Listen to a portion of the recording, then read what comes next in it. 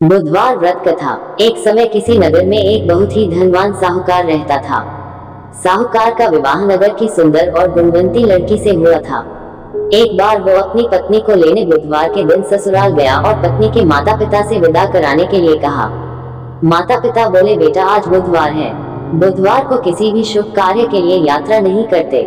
लेकिन वह नहीं माना और उसने वहम की बातों को न मानने की बात कही। दोनों ने बैलगाड़ी से यात्रा प्रारंभ की।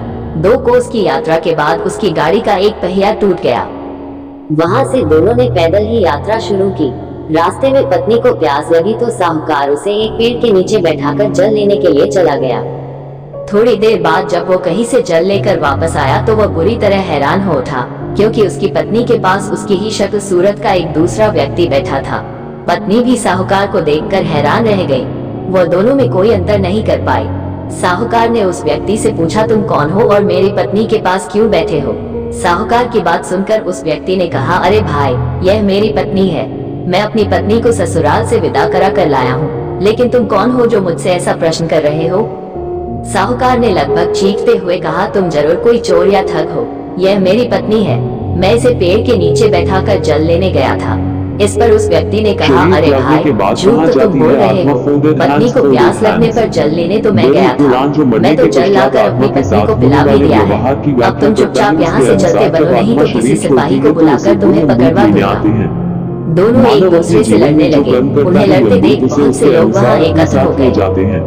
नगर के कुछ सिपाही भी वहाँ आ गए। सिपाही उन दोनों को पकड़कर राजा के पास ले गए। सारी कहानी सुनकर राजा भी कोई निर्णय नहीं कर पाया।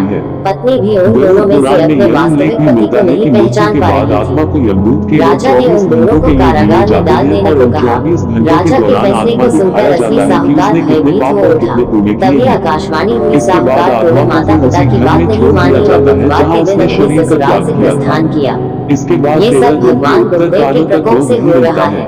साहूकार ने भगवान गुरुदेव से प्रार्थना की कि हे भगवान गुरुदेव मुझे क्षमा कर दीजिए, मुझसे बहुत बड़ी गलती हुई। भविष्य में अब कभी बुधवार के दिन यात्रा नहीं करूंगा और सदैव बुधवार को आपका व्रत किया करूंगा। साहूकार की प्रार्थना से प्रसन्न होकर भगवान गुरुदेव ने उसे क्षमा कर दिया। तभी दूसरा व्यक्ति राजा के सामने से गायब हो गया। राजा और दूसरे लोग इस चमत्कार को देखकर हैरान हो गए। भगवान गुरुदेव की अनुकंपा से राजा ने साहूकार और उसकी पत्नी को सम्मानपूर्वक विदा किया।